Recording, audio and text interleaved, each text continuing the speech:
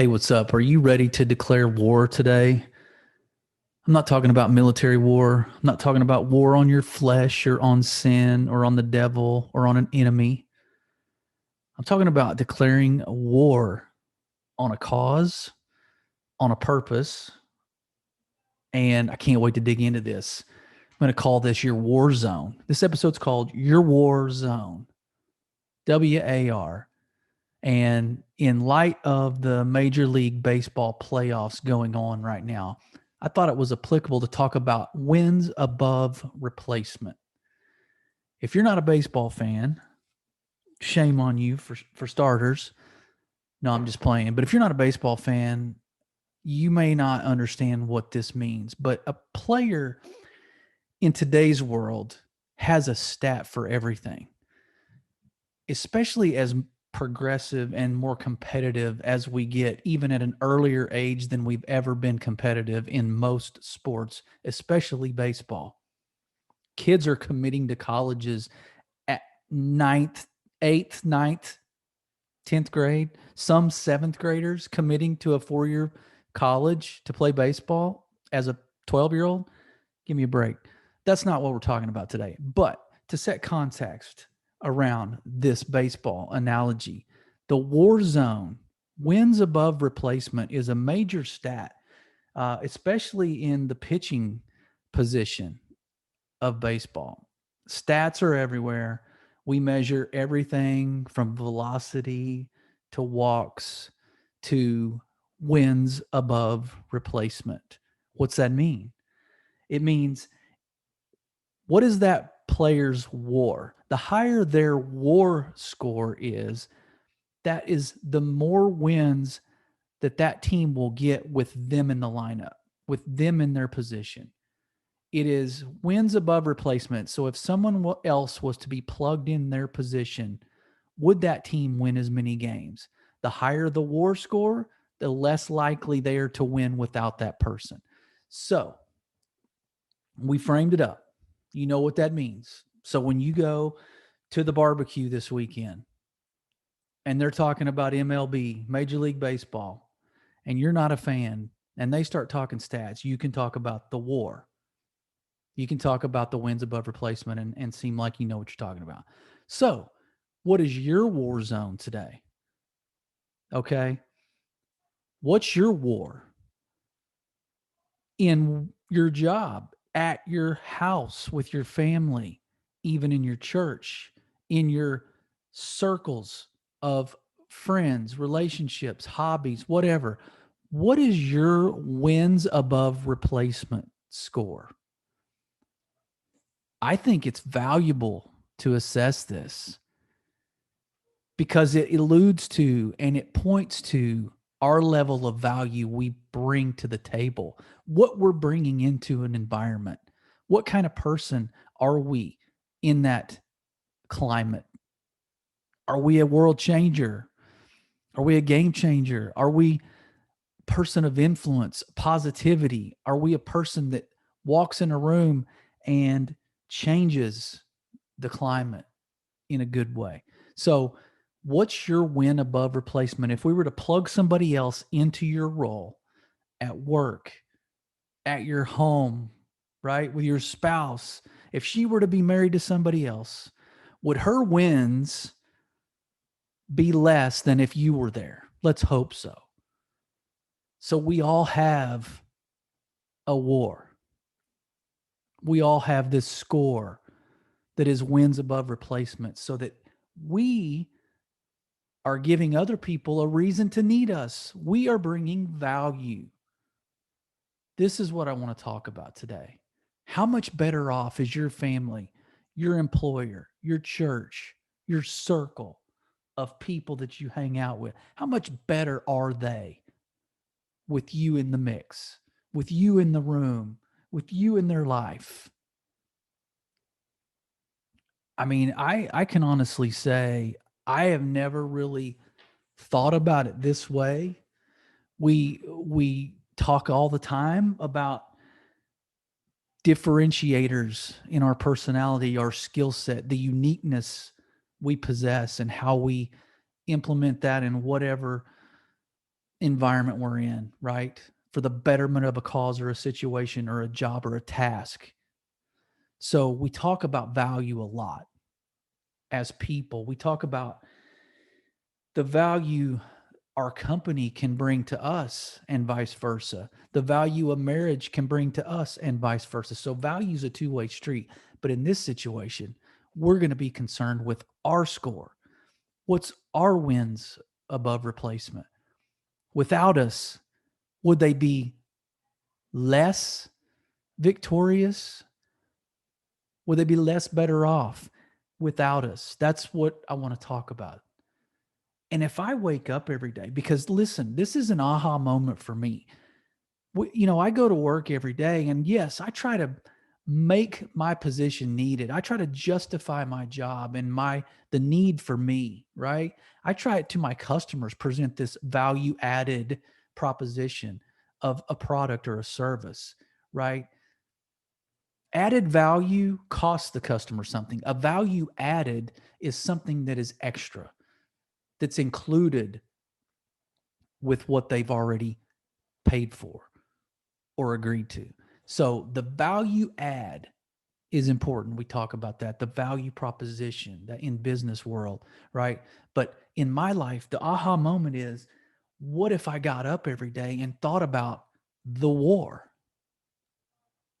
Again, not the war I'm fighting, but the war within me, the win above replacement, my score that I bring to the table that puts me above the next person that might slip into my spot, right? What differentiates me? What gives my employer, my wife, a reason to want me over somebody else? So I've got 3 today. All right. Your war score is going to get better today. So just like the MLB guys, just like the professional athletes, right? If they weren't there in that game, their team would have a less chance of winning. So that's you today. You're going to be the guy with a high war score because they can't do without you. And I know you're going to say, yeah, everybody's replaceable. Don't get a big head, like you can't be replaced. That's not what I'm saying. Let's not give anybody a reason to replace us is where I'm going. So 3 ways to heighten your war awareness, or in parentheses, I have awareness. Okay. You knew I'd fit something quirky and stupid in there, right? So war is in the word awareness. So I had to work that in. Bonus points for me. Awareness. Heighten your war awareness today. So 3 ways we're going to do it. All right. So the first one I've got for you, engage with intentionality. People gravitate to those who take the first step, those who intentionally engage in dialogue, in communication, in volunteering for a task, right? That nobody wants. We might talk about that a little later. But engage with intentionality. There's a magnetism to that, right? People gravitate to you. If you're engaged, if you take that step, you introduce yourself, you talk about last night's game with them first. You don't wait for them to come to you. So it's all this idea of pursuing versus passivity. Pursuit versus passivity. I'm going to hit you with some alliteration today. I will. So check that box. I done well. So pursuit versus passivity, that's self-explanatory. That's intuitive. Are you pursuing these interactions? In sales, I can't wait for the business to come to me. If I'm passive, people don't eat in my house. So pursuit is crucial in the business world, not to mention in sales. But passivity is plaguing society right now. We've got a lot of couch potatoes, figuratively and literally. So pursue those opportunities that are there. Go get some stuff. Go get what you want. Go show people that you're a doer, not just a hearer or a talker. Okay. Involved versus evasive. Get in there. We want people, I mean, I don't know about you, but when I'm on a team of any kind, I want somebody that's not afraid to get in and get their hands dirty. Roll up their sleeves, throw caution to the wind on failure, damn the consequences, you know, with within reason, but involved versus evasive. Say versus evasive 20 times fast. Say versus evasive. It's brutal. So, yeah, we got a lot of people avoiding, right? Circumventing. What's the quickest way between 2 points? Well, in the world now, it'd be to cut corners, right? A straight line, but stepping over people, cutting corners, cheating the system, going around conflict, going around opposition. Get involved, get in there. That's how we engage with intentionality. Get involved. Stop avoiding, right? And then this last one here within engage intentionality, dialogue versus disconnect. We want people that are not sitting on their hands, cat got their tongue, afraid to speak because they might say the wrong thing, afraid they might appear vulnerable, afraid they might offend somebody. Dialogue is healthy, two-way dialogue especially, which is why I think I like way better these interviews I do on this podcast versus me talking to you. I wish you could talk back to me because the two-way dialogue's healthy, right? Two-way communication. Dialogue versus disconnect. It'd be easy just to not do or not say or not get involved. It'd be too easy. And we've got a lot of that going on. There's a lot of men, especially. That's counterproductive for our cause as men, for our purpose. It's counterproductive. I would argue it's the OJ Simpson glove. It doesn't fit. Disconnecting as men doesn't fit. That's not what we're called to do. We're called to be the tip of the spear, out in front, creating dialogue with our family, with our friends, with our coworkers, with our pastor. If we have a question about a sermon or we have a question as to why we don't cover certain topics from the pulpit, go create dialogue. Don't disconnect. Don't stop going to church just because you don't agree with something. Because you don't agree that someone sat next to you wearing a baseball hat in the sanctuary. Don't disconnect. Have dialogue with people. We're afraid of that now. The society we live in looks a lot different. My dad used to drive me crazy. We would walk down the street in the small town I lived in, about 20,000 people, and he would wave at everybody. Even if he didn't know him, he would say hi to somebody. Even if he didn't know him, he intentionally engaged. Why? Because I think he just thought that was the thing to do as a human being. Why does it have to be any more complicated than that? Can it just be that simple? In our teams, in our families, why can't we initiate dialogue as the men? Because it could open a can of worms. Pandora's box could be open and we have a conversation that's hard to have, or we have a conversation we may not be an expert on and we don't know how to navigate those waters. And so to our kids, we don't want to look stupid. So we disconnect. Get in the dialogue, dive in the deep water when it comes to two-way dialogue. So those are three things under engage with intentionality. Again, these three big bullets, if we're talking about our war zone, wins above replacement, we've got 3 rounds of ammo here. The first one I just went through, engage with intentionality. The next one, wait for it. We're going to get a little touchy-feely here, but not really. Lead in love. If you think you're a tougher dude and a better leader than Jesus Christ 2,000 years ago, I think we might want to reassess some skill sets on your part. If you think you're a better leader and you're tougher and bigger and badder than he was a bad dude. He wasn't this little soft skin, blue-eyed, touchy-feely, just kind of going and patting folks on the head, petting animals along the roadside.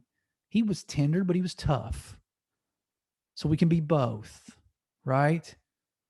There's not a dichotomy there. As men, we compartmentalize. We don't have to.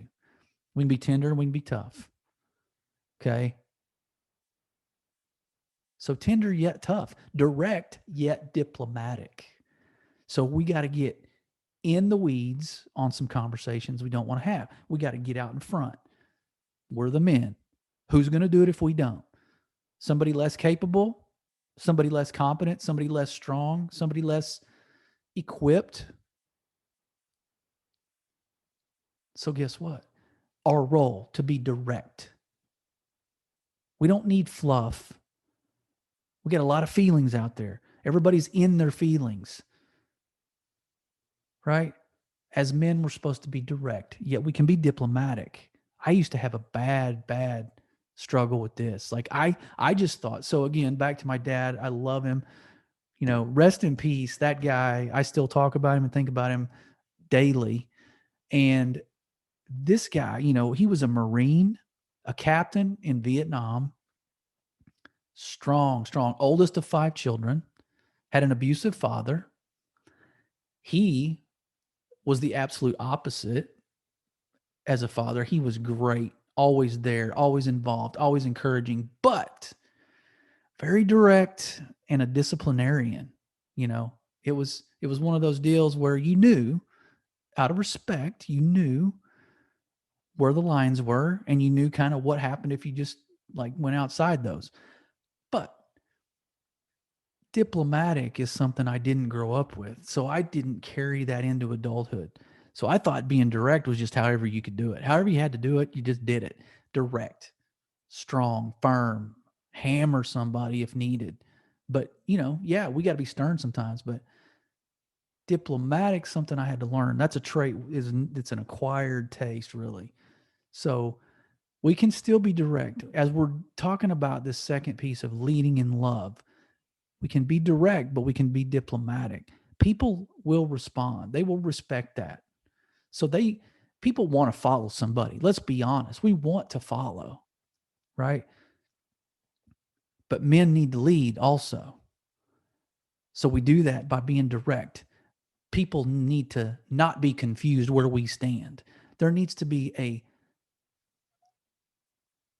genuine aspect to us where people walk away from a conversation, maybe feel like they got a little bit whipped, but also feel like they knew where we stood and we weren't fake with them. And it comes to my next one called firm yet fair.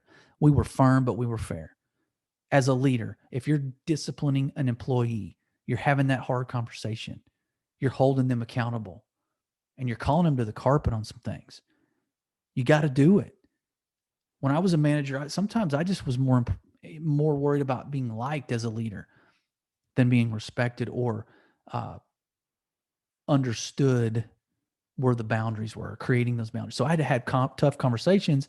And after you set a foundation of, I've let them get away with it for so long now, I have to put my foot down. That's a challenge.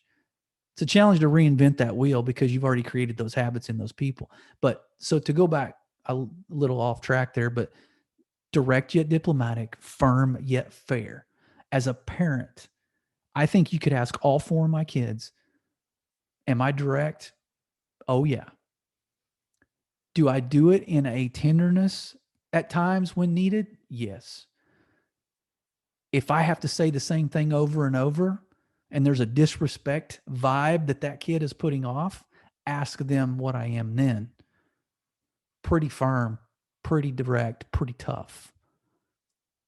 So, but I'm very fair because I believe that earns respect. You don't just get respect given to you, you earn it. So if we lead in love, we can be all these things. We can lead in tenderness and in toughness, direct yet diplomatic, firm yet fair. So your war zone right here, your war score, if we're back on this topic of wins above replacement, what makes you different than somebody else that comes in same experience, same tenure, same years of knowledge, same, accomplishments, let's say. What sets you apart over them? What's the win above replacement if you're in the lineup versus somebody else? You know what? Because you were tender, you were tough, you were direct, you were diplomatic, you were firm, you were fair. I think that says it all right there. So that's two. 3 ways we've heightened your war awareness. Some might say awareness. Okay, that's the last time I used that one. But the third one, and this is where we really land the plane, okay? Bringing the ship into shore here on this one. Validate your value. And I don't mean validate from an affirmation standpoint where you pat yourself on the back and tell people why you're valuable. This is more about proving it. And I'll even say the first one will be called purposeful proof. Are you exemplifying the victory? Are you not just talking about how we win, but are you showing them that it works? I was number one in the company one year in a sales job I had in the medical industry. Best salesman in the organization. Okay. I got a trip, I got a Rolex, all these things.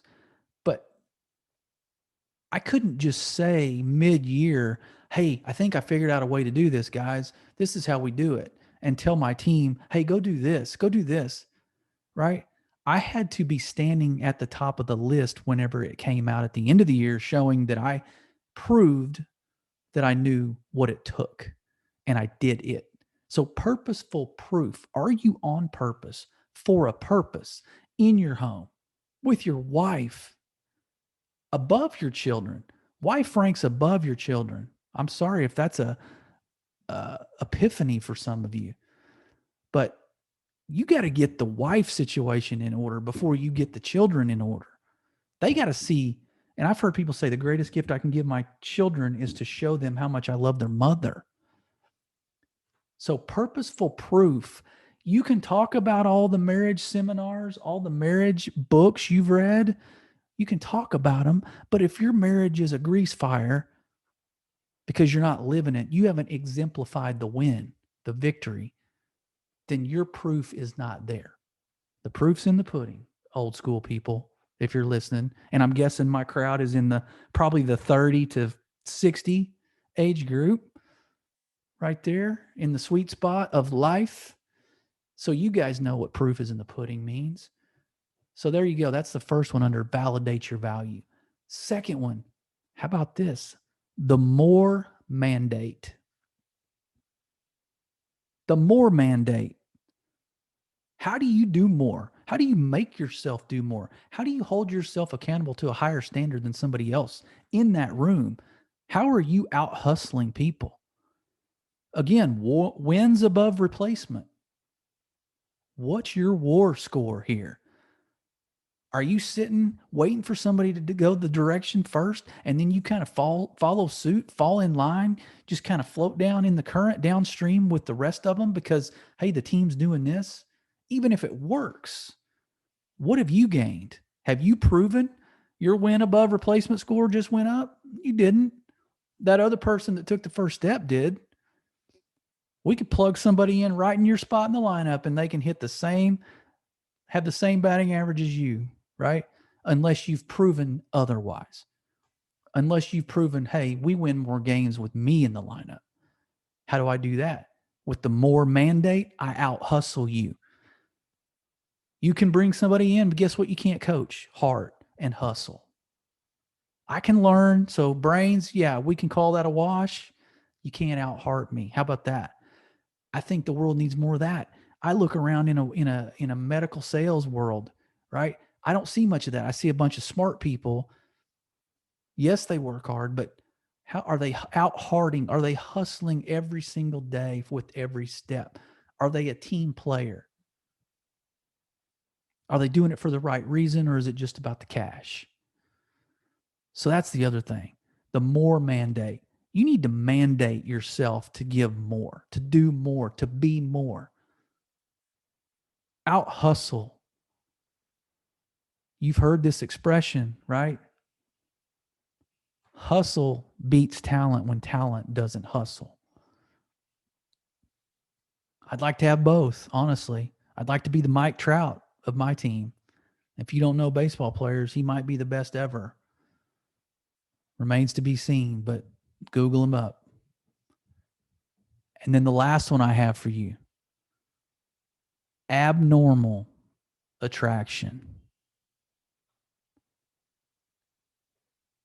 The attraction of abnormality is a lost art. I like the people that are doing stuff against the grain. I like the people that are different than the group. I like somebody not for just the sake of having a controversial perspective, just to disagree for the sake of disagreement, but somebody that's not the same as everybody else. As Christians, aren't we supposed to be abnormal? Aren't we supposed to be uncommon, different? How about this? When adversity hits, what do people do? Everybody's head's on a swivel, waiting for somebody to make a move, waiting for somebody to take the lead, waiting for somebody to bail them out, waiting for somebody to put out the fire, to get face to face with adversity. Are you the guy upstream? Are you going upstream when adversity hits? There's an attraction to those people, to that abnormality. People are drawn to that. You know why? Because it's rare. And you know what happens when it's rare? When it's rare and you have it, guess what? The demand for you just went up. Because the supply is low, Economics 101 says the demand went up for you. So your wins above replacement just elevated. And that's what we're talking about. What's your war score? You're in a war zone within yourself and how you show up. It's time for you to declare war. Elevate your war score. Get it up there. Do the things we just talked about. It's only 3. You can count it on one hand. You're good. It's not complicated. Wins above replacement. If we plugged somebody else in your role in life, would the people in your sphere of influence win as many games as they do with you? Let's hope not. Let's not make it where we can just interchange someone with you in your job, right? In your home. Don't be interchangeable. Don't be replaceable. Give reasons why you're not replaceable. So I'm going to recap here. Okay. 3 ways we heightened your war awareness. You engage with intentionality, right? Pursue versus passive, involved versus evasive, dialogue versus disconnect. Second one, lead in love, right? Tender yet tough, direct yet diplomatic, firm yet fair. Third, validate your value. We just talked about it. Out hustle people. The more mandate, expect more, demand more from yourself, give more. Purposeful proof. Be the victory. Don't just talk about the victory and plan for the victory. Yes, those are important. Be the victory. Go do it. Show him it works. Show him it works. Bring a bunch of people with you to winner's circle, right? It's not just about you, but show them before you tell them. Last one, abnormal attraction. Get upstream. When adversity hits, get into the face of it. Stand in the face of the beast, the belly of the beast. Stand right in the fire. Watch people gravitate towards you like a moth to a flame. With that, I hope you do well. I hope you're blessed. Take care. Till next time.